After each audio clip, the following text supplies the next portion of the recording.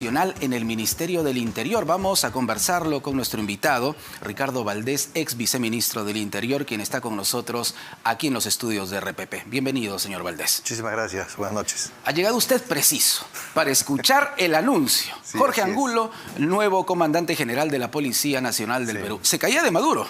Bueno, se voceaba eso durante la tarde, que se necesitaba un cambio, pero lo que pasa es que desde septiembre del año pasado hay una suerte de candado puesto por el Congreso en lo que se refiere al cambio de comandante general de la policía. Y ese candado especificaba que el comandante general de la policía está en funciones por 2 años y puede extenderse en 1 año más. Correcto. Y además precisaba que hay causales específicas para poder sacarlo del cargo. Ya sea por renuncia, que no sabemos si eso se ha producido, porque después los otros procedimientos suponen un trabajo ya sea desde el Poder Judicial con una sentencia, ya sea un trabajo del Tribunal de Disciplina Policial, y hay otros requisitos adicionales. Entonces, tendremos que averiguar qué ocurrió con el general Alfaro. Supongo que habrá presentado su renuncia para poder permitir que fluya la renovación del comando. Y a propósito, señor Valdés, rápidamente tenemos que contarle a nuestros amigos de RPP que fuentes precisamente de RPP se comunicaron con el general Jorge Angulo, el nuevo comandante general de la Policía Nacional, tras la confirmación de su nombramiento. Y en estos momentos, el general Angulo mantiene una reunión con la presidenta Dina Boluarte. En estos momentos el general Angulo se reúne con la mandataria Dina Boluarte, lo han confirmado fuentes de RPP. Entonces, considerando la situación en la que se encontraba el general Alfaro, ¿era realmente insostenible que siga en el cargo? Era absolutamente insostenible, todos nos hemos enterado de que mintió de una manera, laborosa con respecto a su relación con el español. Están saliendo cada día más evidencias. Hace poco estaba leyendo también que están involucrando al exministro Senmanche, que a su vez había conocido al español antes a través de un seudónimo, y también se dio a conocer que inclusive antes de que el comandante general Vera de la época ya tenía reuniones con Alfaro, el español. Claro. Entonces ya van saliendo muchos elementos que nos hacen ver que realmente hay muchas cosas que pasan al interior de la policía y que ya resumirlas sería muy extenso, porque hay una sucesión enorme de comandantes generales y de una serie de motivos. Lo que sí está claro es que el gobierno de Castillo quiso instrumentalizar desde un principio a la policía en beneficio propio y en beneficio de su familia, ¿no? Estamos hablando de una suerte de repartija de cargos, realmente, ¿no? Lo que se observa en los chats es que prácticamente le proponen, ¿estarías contento en tal cargo? Y bueno, Alfaro dice, sí, ¿por qué no? Yo me acomodo, ¿no? O sea, se repartieron los cargos, literalmente. Sí, así es. Y además, pero con cierta orientación. Porque no es que pedía estar en, en trata de personas, por ejemplo. Había un objetivo. Había un objetivo. O sea, era la DIRIN, ¿no? Por ejemplo, el manejo de la inteligencia, el manejo de las investigaciones criminales, el manejo de los sistemas de búsqueda, finalmente. Y esto está claro, además, con la foto que salió ayer, en donde se le ve, cenando. Además, en una fecha muy especial, el 6 de diciembre. ¿Por qué digo que es especial el 6 de diciembre? Estaba el general Alfaro ahí, de civil, pero es el Día de la Policía, el 6 de diciembre. O sea que él debió haber estado en la reunión con el comando policial. Bueno, en fin, es curioso, ¿no? Señor Valdés, el pez por la boca muere. El mismo general Alfaro dijo, yo me reuní una sola vez, ni siquiera me reuní, coincidí en una cita oficial. Vemos que era mentira. La inauguración de una gruta, ¿no? Exactamente. Sí. Y además la foto establece que quien había puesto la gruta era el que estaba comprometido con tráfico de terrenos, tráfico de tierras, según la población que lo acusa de ello. Y vemos que es una persona que está relacionada con autoridades para sus objetivos de criminalidad. Y yo lamento mucho que el general Alfaro haya estado involucrado en esto. Tenía buenas referencias de él, pero eso no hace más que ratificar que hay que hacer realmente una selección muy exhaustiva para colocar a la gente adecuada en estas posiciones tan delicadas, ¿no? Y preocupa también, señor Valdés, que no solo estemos hablando del general Alfaro, también hablamos del general Vera Llerena. Es decir, estamos hablando ya de una suerte de corrupción, si se quiere, o repartija institucionalizada. Bueno, Hay que decirlo con toda transparencia. O sea, no nos debemos sorprender. Hay muchos generales que están en estos momentos también cuestionados porque pagaron por su ascenso. Claro. ¿No? Y claro. hay otros procesos que también van a ser contemplados en la Fiscalía en su momento contra el expresidente Castillo. Y hay también muchísimos otros generales y directores generales también involucrados, ¿no? Como el general Hidalgo en su momento, ¿no? Y que se opuso al ministro Guillén. Sí, recordamos el caso. Claro, entonces por eso digo, o sea, echarnos a recorrer ese año y medio de Castillo en estas idas y vueltas donde se quiso manejar a la policía, y ahora entendemos cómo es que no se atrapaba a la gente, cómo es que se les escapaban. Claro, ¿cómo no se va a escapar, señor Valdés? Juan Silva, el sobrino del presidente Castillo, el dueño de la Casa Zarratea, se escapaban todos. Sí, así es, ¿no? Y siguen prófugos. Claro. Y entonces uno se pone a pensar si el comandante general, que acaba de ser, digamos, cesado, o ha renunciado, hay que eso todavía falta por precisarse, obviamente seguía siendo parte de la estructura que montó Castillo para protegerse. ¿Y cómo deja esto a nuestra Policía Nacional? Lo que tengo que decir, que quienes no se puede generalizar, por cierto. No, y además, ¿quiénes son los que han entrado al allanamiento? Policías. Claro. Entonces, ese punto es importante. Es muy importante porque Exacto. tenemos policías tremendamente honestos, tenemos policías Exacto. muy competentes. Para que no se generalice. Exactamente, ¿no? Pues, pero sí es cierto que hay que mirar con mucha precisión y exhaustivamente a quienes van a asumir estos cargos. Pero también hay que decirlo, hay policías que son, yo diría que es la institución la policial, la que no se detiene cuando tiene que capturar a un colega, a otro policía que ha cometido un delito.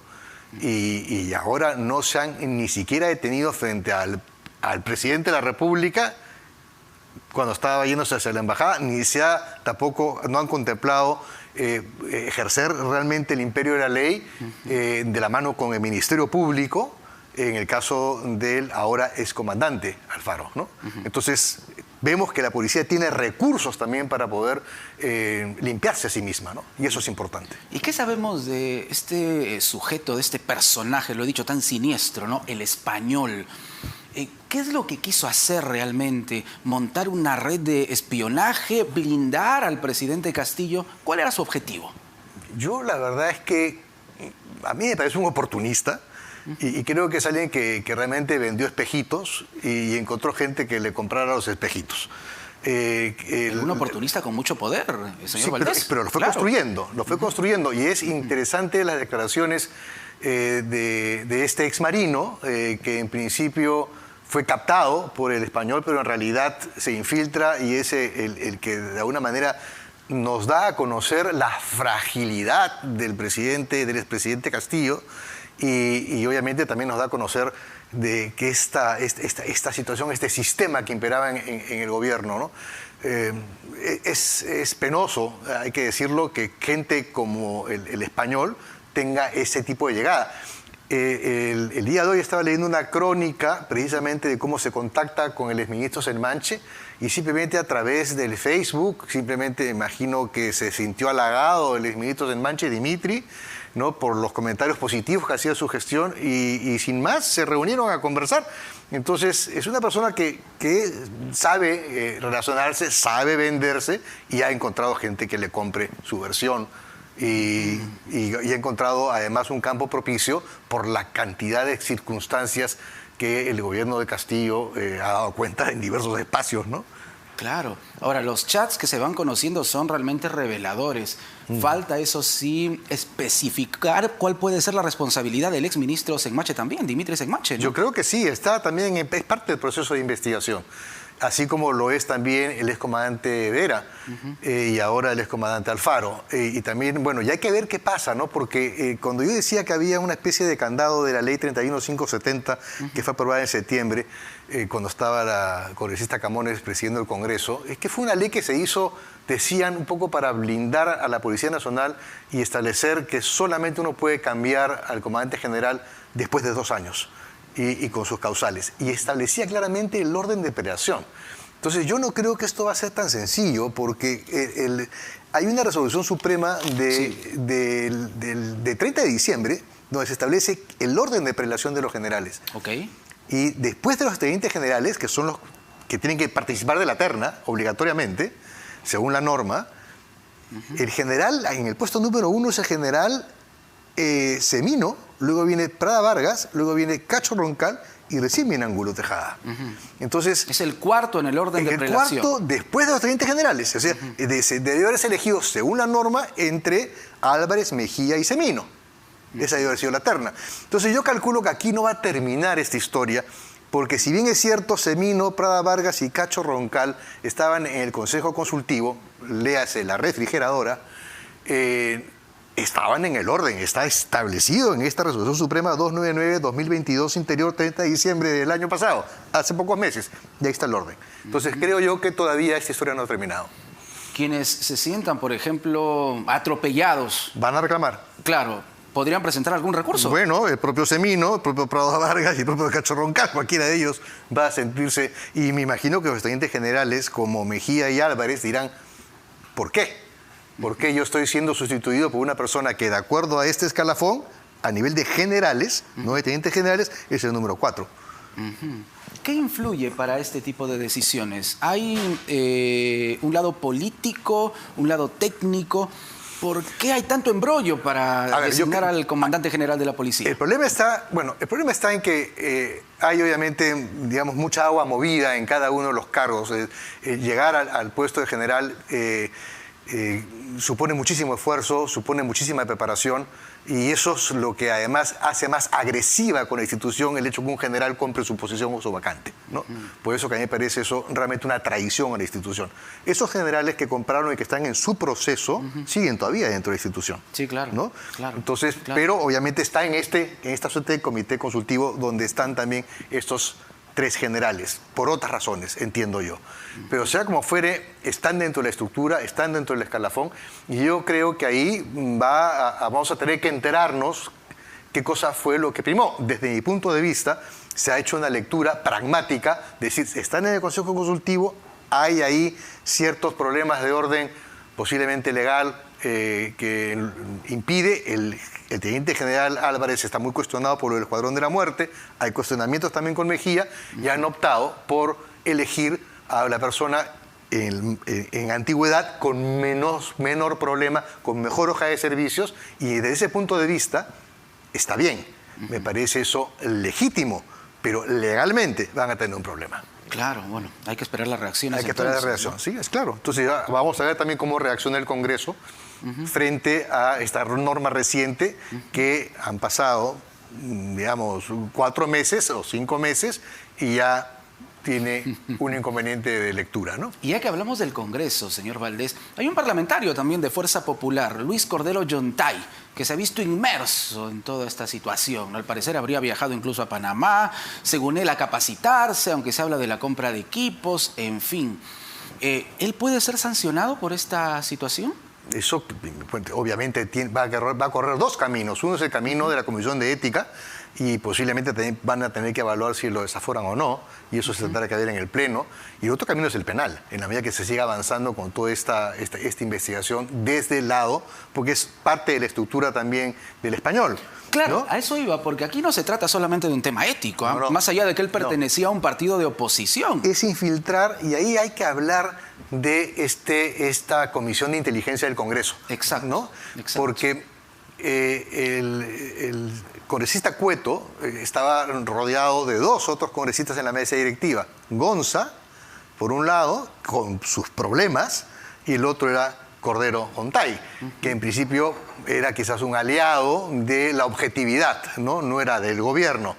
Y sin embargo hemos visto cómo fue captado para, digamos, trasladar información al gobierno con respecto a cómo andaban los procedimientos.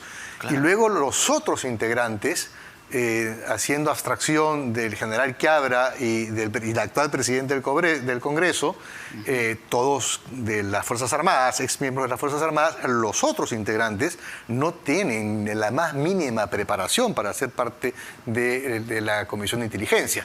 Es decir, podríamos ir uno por uno, y no son muchos, y veríamos que además tienen una serie de problemas de otra naturaleza, ¿no? Claro. Ya sea porque han reaccionado con respecto a la muerte de Aymael Guzmán de una manera, digamos, contraria a la del gobierno y favorable a la muerte de Aymael, o ya sea porque tienen procesos abiertos por violencia familiar. Hay muchas cosas que están ahí que, vamos, quería un poco de tiempo claro, reseñarlas, ¿no? Pero ahora, ¿qué puede haber buscado Luis Cordero Yontay, un congresista de oposición infiltrado, al parecer? El acceso directo a lo que se podía manejar a través de las fuentes de inteligencia que tenían que reportar de sus acciones una vez que el Congreso los llamaba en la comisión a pedir explicaciones de algún acto, de rendición de cuentas, etc. Entonces, la información es privilegiada la que se maneja ahí. Claro. Y por lo tanto, era importante tener acceso a las decisiones que se puedan tomar al interior, y eso también explica, creo yo, la forma tan, ¿cómo decirlo de manera adecuada? Digamos, tan cauta en que se ha manejado el congresista Cueto ante esta debacle de la inteligencia que hemos visto el año pasado, donde se sucedía, cambiaban al director general de inteligencia del ministerio, sí, no sé, digamos, cada 2 semanas, ¿no? Y yo decía, sí, ¿qué pasa con la Comisión de Inteligencia? Bueno, obviamente... ahora ya sabemos lo que pasaba. Ya sabemos lo que pasaba, ¿no? Claro, ahora preocupa, señor Valdés, no solo lo que ha pasado con nuestra policía, sino también con la inteligencia en el Perú. Entonces, ¿qué se puede hacer para que la población recupere la confianza? Hay muchas cosas que hay que hacer para que la población recupere la confianza. Recién diría yo que estamos empezando a salir de esta vorágine de la conflictividad social que hemos vivido. Digo, recién estamos empezando a salir. Yo creo que todavía no hemos salido del problema.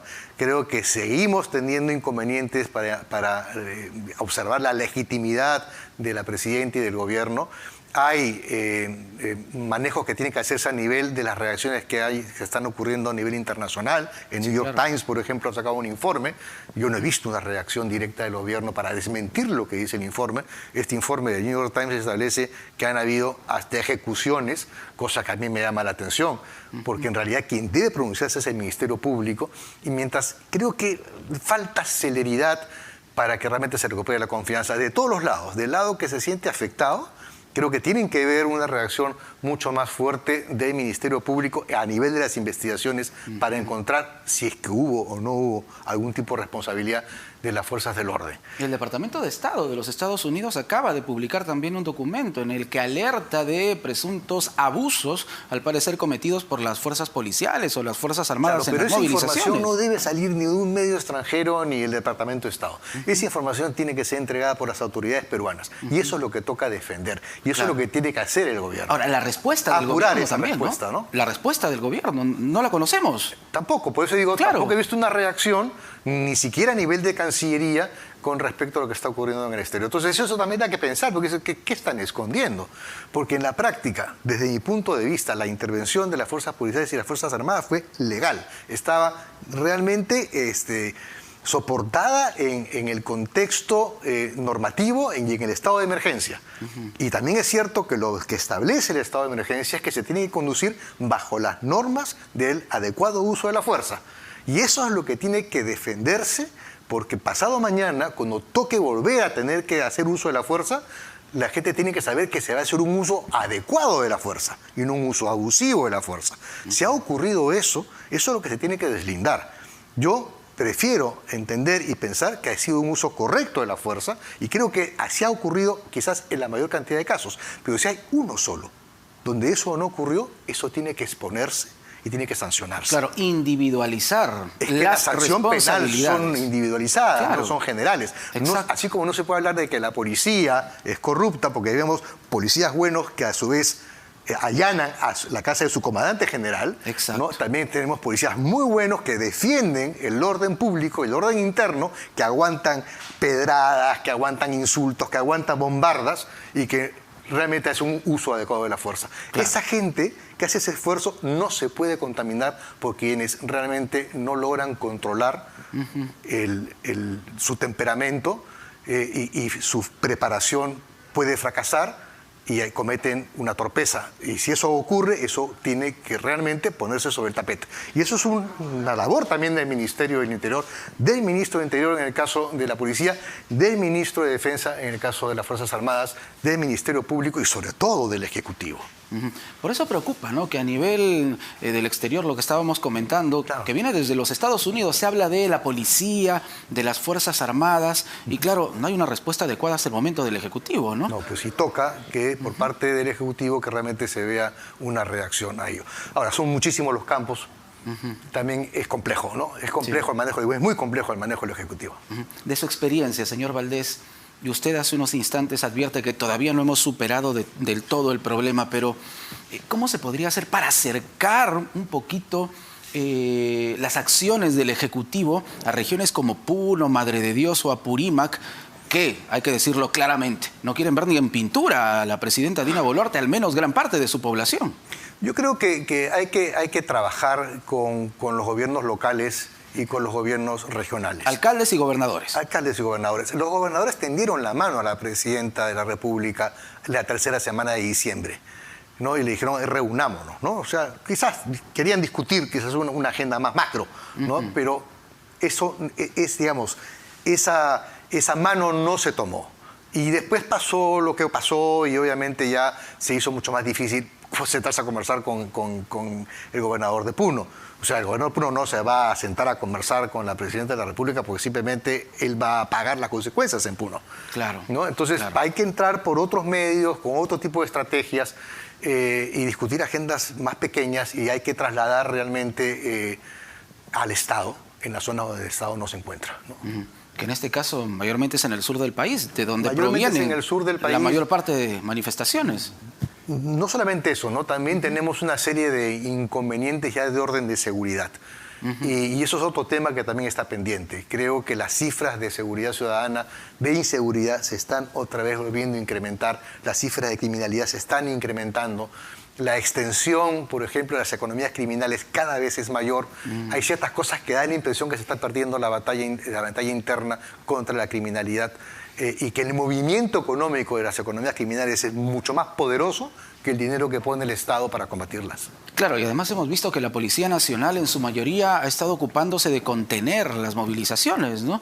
Y parece como que se dejó de lado un tema tan importante para la ciudadanía como es la seguridad ciudadana. Porque eso forma parte del manejo no solamente ya del orden interno, aparte del orden público, que es el problema que ha estado abocada la policía, pero el orden interno y sobre todo el manejo de la seguridad ciudadana pasó a un segundo o un tercer nivel y obviamente la delincuencia no va a ceder territorio, más bien trata de apropiarse de una mayor cantidad de territorio para imponer ahí sus normas y sus reglas de juego. Así actúa la criminalidad en cualquier parte del mundo y el Perú no es una excepción, ¿no? Y cuando hablo del Perú, hablo de todas las regiones del Perú. No hay región del país donde no haya criminalidad organizada, donde no haya criminalidad común. Eso es pan de todos los días. Los asaltos son todos los días, cada hora, en todos los rincones del país. Y por eso es que es tan importante tener una policía preparada, una policía equipada, una policía que realmente esté respaldada por el sector político y sobre todo por sus instituciones, ¿no? Y de ahí la importancia de que el comandante general sea convenientemente nombrado, sea una persona respetable, sea un líder que realmente pueda reflejar el esfuerzo que ellas hacen con su esfuerzo cotidiano por defender a los ciudadanos, ¿no? Claro, pero las movilizaciones también, señor Valdés, desnudaron muchas falencias de la policía, ¿no? En cuanto a equipamiento, por ejemplo. Claro, sin duda, ¿no? O sea, y ahí debo decir que hay ciertas cosas que tampoco entiendo, ¿no? Cuando España se niega, a través de una queja de Amnistía Internacional, y dice, ya no le vendemos armas no letales al gobierno peruano, y me parece que la reacción del gobierno fue absolutamente tibia, porque precisamente ese armamento no letal el que se tiene que emplear para no usar el armamento letal. Entonces ahí fue un contrasentido del gobierno español y creo que tampoco una reacción adecuada por parte del Ejecutivo, de la Cancillería, del Ministerio del Interior para decirles, no, la respuesta fue, no, si no compramos ahí, compramos en otra parte. No, no es así, porque la imagen del país también se va a ver perjudicada con ese tipo de reacciones de un gobierno que es un aliado en general del Perú, ¿no? Una última pregunta, señor Valdés. A pesar de lo ocurrido, ¿debemos como ciudadanos seguir confiando en nuestra Policía Nacional? Yo no tengo ninguna duda.